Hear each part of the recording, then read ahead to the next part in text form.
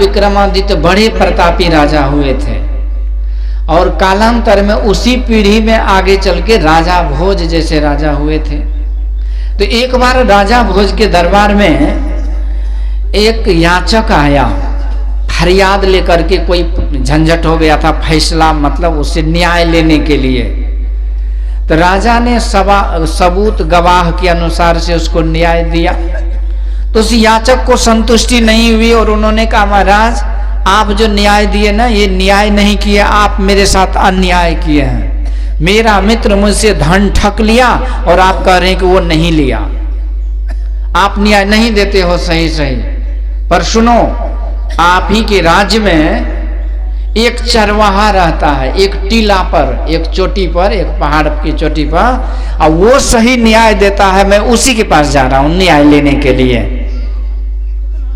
अब राजा भोज को बड़ा आश्चर्य लगा कि मैं न्याय प्रिय राजा हूं, मैं हर फैसला को दूध का दूध पानी का पानी करता हूं, मेरी नाम विख्याति है दुनिया में। हम मुझसे आगे ये कौन सा चरवाहा है जो हम इसको न्याय देगा? ये मुझे धमका के चला गया। तो राजा भोज को आश्चर्य लगा। तो राजा होते हैं ना, उन्होंने भेष बदल के उसी व्यक्ति के पीछे लग गया और देखा कि वो जाते जाते सुनसान जगह में, एक पहाड़ का चोटी है, उसी पर एक व्यक्ति बैठा हुआ है, हर चरवाहा आदमी, माल मवेशी बकरी खकड़ी छकड़ी जो चराता, वो बैठा हुआ है लाठी लेके, और चारों तरफ से लोग घेर करके खड़े हैं, एक एक को एकदम न्याय दे रहे हैं, और सब संतुष्ट होके जा रहे हैं उसका जय जयकार करते हुए। तब तक में ये व्यक्ति भी जो राजा भोज के दरबार से दुखी होके आया, ये भी पहुंचा, इसका भी नंबर लगा और इन्होंने भी फरियाद किया, महाराज मुझे भी न्याय चाहिए, मेरा धोखेबाज मित्र ने मुझसे धन ले लिया। तो उस चरवाहा ने कौन सी ऐसी जुगती लगाई कि उस व्यक्ति को उसका मित्र जो धन लिया था, ठग लिया था, उसे उसका धन दिलवा दिया। अब राजा भोज को आश्चर्य लगा कि मैं दिलवा नहीं पाया, आखिर ये कौन सा दिमाग लगाया कि इसका धन इसे लौटा दिया। तो राजा भोज भी वहां पहुंचा और चरवाहा से पूछा, अच्छा एक बात बोलो कि तुम जो ये दूध का दूध पानी का पानी ये जो न्याय सुनाते हो, भाई जो काम मैं नहीं कर पाया वो तो क्यों कैसे कर पाते हो? मेरे पास गुप्तचर है, सिपाही है, ये है वो है, सब भेदिया सब मेरे पास है, पर तू तो एक चरवाहा हो, माल मवेशी खस्सी बकरी चराने वाले, तुझ में ये शक्ति कहां से आ गई?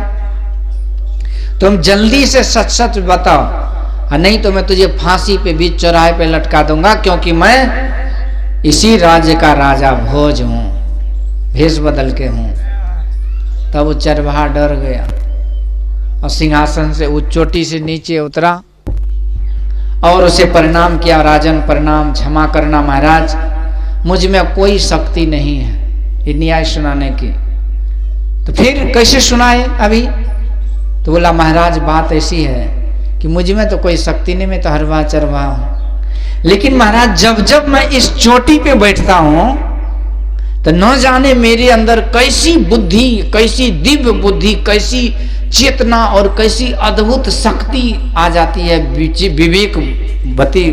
विवेक करने की, सत असत का निर्णय करने की, कि मुझे भी समझ में नहीं आता है। और जैसे मैं चोटी पर बैठता हूं तो मैं दूध का दूध और पानी का पानी न्याय कर देता हूं, लेकिन नीचे उतरता हूं तो जैसे का तैसे। तब राजा को लगा इस चोटी पर ही कोई खेल है। तो अपने ज्योतिषों से पूछा कि महाराज अपने ज्योतिष विद्या के आधार पर बताओ कि इस पहाड़ के नीचे कुछ है क्या?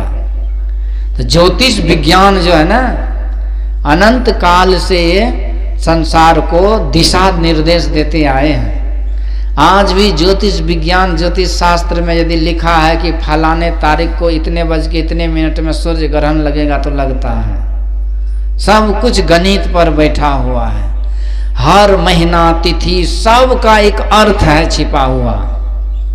ये जो 12 महीना है, चैत से शुरू होता है, इसका क्या अर्थ है? जनवरी का अर्थ क्या? फरवरी, गड़बड़ी, हड़बड़ी, कुछ अर्थ नहीं है। 2024-25 ईसा मसीह का जन्म था। कौन कौन ईसाई है? हाथ उठाइए तो। कोई ईसाई नहीं है। मतलब बेगाना शादी में अब्दुल्ला दीवाना, ये हाल है। पर यहाँ हर एक महीने का ये जो है ना 27 नक्षत्र, पूर्णिमा के दिन से जो अगला नक्षत्र होता है वहीं वो महीना हो जाता है। चैत्र नक्षत्र, वैशाखा नक्षत्र, ये जो है ना इसी के नाम पर 12 महीने हैं। 7 दिन में गुरुवार, सोमवार, रविवार, ये सब दिन जो है सब देवताओं के नाम पर हैं। जो 12 राशि हैं, 9 ग्रह हैं, ये सब का जो गणित है ना बड़ा अद्भुत है। तो ये असली है, असली में असली लाभ होता है ज्योतिष विज्ञान।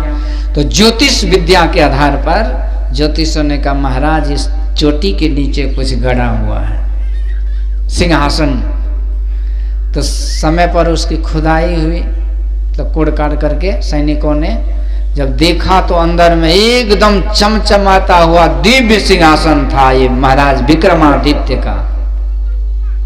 और राजा भोज को लगा इतना बढ़िया सिंहासन है तो राज दरबार में स्थापित करेंगे, हम भी तो उसी पीढ़ी के राजा हैं। और उस सिंहासन की विशेषता थी कि उसमें 32 मूर्तियां लगी हुई थी, और वो मूर्ति भी जीवंत, ऐसे लगे कि सामने देख रहा है, बात कर रहा है।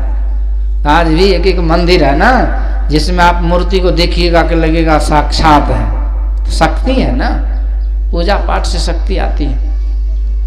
तो सब कुछ ठीक ठाक करके, साफ सुथरा करके, और उस सिंहासन विक्रमादित्य महाराज के सिंहासन को राजा भोज के दरबार में स्थापित किया गया।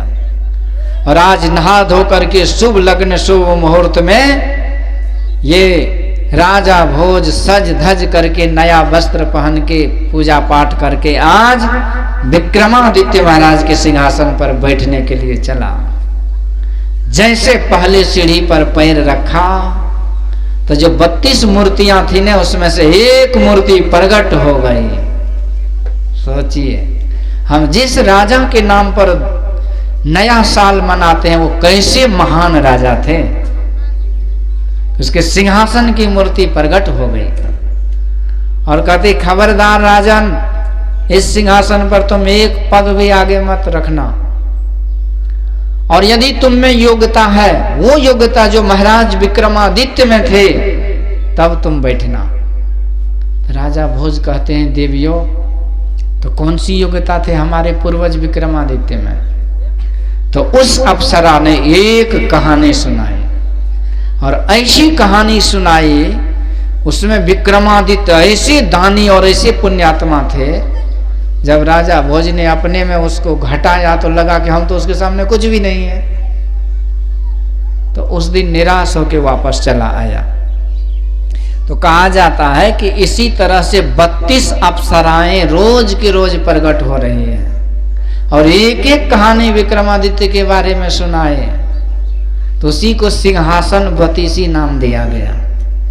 ये बच्चों को इतिहास में नहीं पढ़ाया जाता, उसको 7 पीढ़ी मुगलों के बारे में बताया जाता है। सब अंग्रेज सब महान महान थे, महान थे तो 200 साल तक लूटपाट क्यों मचाए? जब वो मुगल महान थे तो सारे भगवान के मंदिर को तोड़ ताड़ के क्यों मिट्टी में मिलाए? लेकिन ये इतिहास को गलत पढ़ाया गया, सत्संग भजन से बच्चों को दूर रखा गया। यही कारण है कि आज सत्संग में नहीं आते। बकरी काटो, मुर्गा काटो, बस नाचो, डीजे बजाओ। तो यही हाल है। कहने का मतलब कि 32 सिंहासन बतीसी, एक एक कहानी सुनाया गया।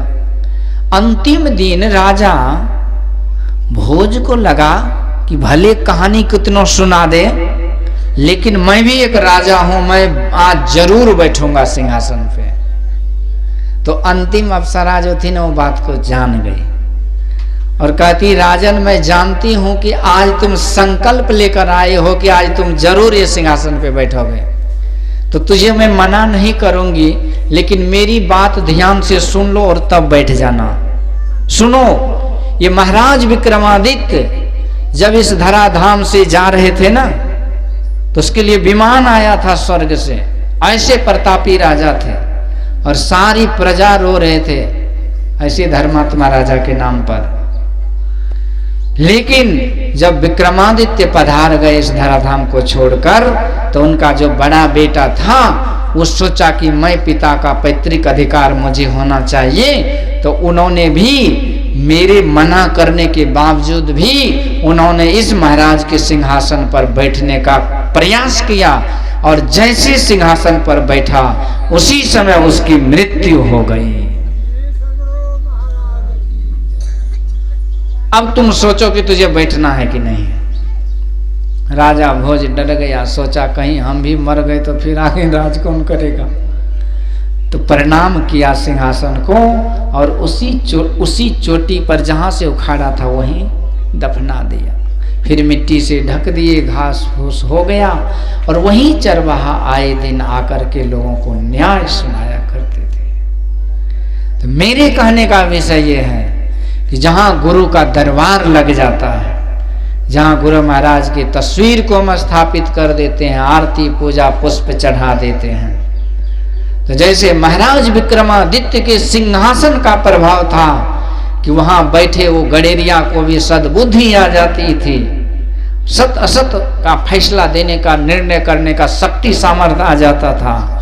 उसी तरह यदि हम गुरु के दरबार लगा करके और वहां पर बैठ करके जब ध्यान करेंगे तो हमारी बुद्धि में मेरी शुद्धता, दिव्यता और पवित्रता जरूर आ जाएगी। श्री सद्गुरु।